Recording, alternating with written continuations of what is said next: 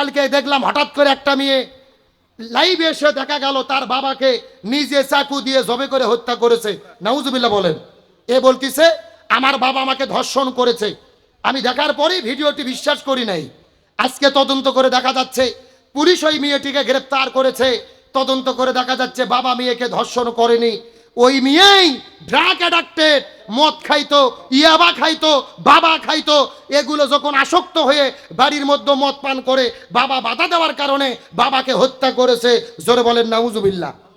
এই মেয়েটির চেহারা দেখবেন আপনারা, মাথার মধ্যে চুল নাই, জিন্সের প্যান্ট শার্ট পরে আছে। ওটা ছেলে না মেয়ে, লেডিস না জন্ডিস বোঝার কোনো বুদ্ধি নাই। অথচ বাবাকে দোষ দিয়েছে বাবা ধর্ষণ করেছে। নিজে বান্ধবীদেরকে বাড়িতে ডেকে এনে নিশা পান করতে না পেরে বাবাকে হত্যা করলো। প্রশাসনকে বলি, একে শুধু গ্রেফতার করলে হবে না, একে প্রকাশ্য দেবালোকে বাংলাদেশে ফাঁসির দড়িতে ঝুলাতে হবে। এখন আসেন হত্যার পরিবর্তে হত্যা। জিনা যদি বন্ধ করতে চাই, ধর্ষণ যদি বন্ধ করতে চাই, আল্লাহর কোরআনের ফয়সালা কুতিবা আলাইকুমুল কিসাস, জীবনের পরিবর্তে জীবন, হাতের পরিবর্তে হাত, পায়ের পরিবর্তে পা, জীবনের পরিবর্তে জীবন, চোখের পরিবর্তে চোখ। এই বিধান বাস্তবায়ন করার দরকার আছে না নাই? আর এই আয়াতের আমি বর্তমানে গবেষণা করে দেখতেছি, এই আয়াতের ব্যাখ্যা হলো আয়না ঘরের পরিবর্তে আয়না ঘর।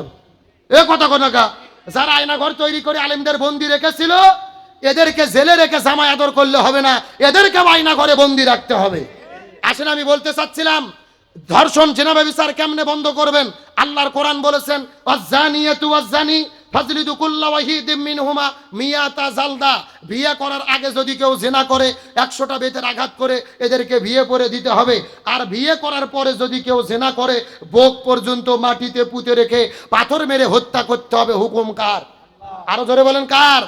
আজকে বাংলাদেশের এক জিনাকারীকে ধরে প্রকাশ্য দেবালোকে বাইতুল মুকাররমের উত্তর পাশে বুক পর্যন্ত পুঁতে রেখে পাথর মেরে যদি হত্যা করে লাইভ সম্প্রচার করে সবাইকে দেখানো যেত, জিনা করা তো দূরের কথা, এই বাংলাদেশে যুবকদের ইফটিজিং পর্যন্ত বন্ধ হয়ে যেত। তার মানে বোঝা গেল জিনা ব্যভিচার যদি বন্ধ করতে চাই, সুদ ঘুষ দুর্নীতি যদি বন্ধ করতে চাই, কিসের বিধান লাগবে? সবাই আরো জোরে বলেন কিসের বিধান? তাহলে আমার নবীজিকে অনুসরণ করতে হবে। নবীজির জীবনের সবচেয়ে বড় সুন্নাত এই জমিনে কোরআনকে বিজয় করা। নবীর যেই দায়িত্ব ছিল সব নবী রাসূলের দায়িত্ব একই দায়িত্ব ছিল।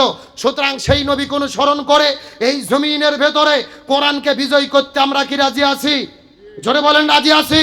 সুতরাং সর্বশেষ ঘোষণা, এই বাংলার জমিনে আমাদের প্রিয় ভাই আবু সাঈদ বন্দুকের কাছে বুক পাতিয়ে দিয়ে চিৎকার করে বলেছিল, আমার মনে দারুণ ঝড়, বুক পেতেছি গুলি কর। লক্ষ জনতা রাজপথে নেমেছে, স্বৈরাচার পালাতে বাধ্য হয়েছে, আওয়ামী লীগ নিষিদ্ধ হয়েছে। আবার যদি প্রয়োজন হয়, আলেম ওলামা যদি ডাক দেয়, এই জমিনের ভেতরে কোরআন বিজয় করার জন্য, ইসলামী বিপ্লব কায়েমের জন্য, কোরআনের শাসন কায়েমের জন্য প্রয়োজনে নিজেদের জীবনকে উৎসর্গ করে দিতে কারা কারা রাজি? দুটি হাত আল্লাহকে তুলে দেখান। লিল্লাহি তাকবীর। আল কোরআনের আলো, আমার নবী তোমার নবী, দুনিয়ার মুসলিম। আল্লাহ কবুল করুক, বলেন আমিন। এতক্ষণ পর্যন্ত আমি সংক্ষিপ্ত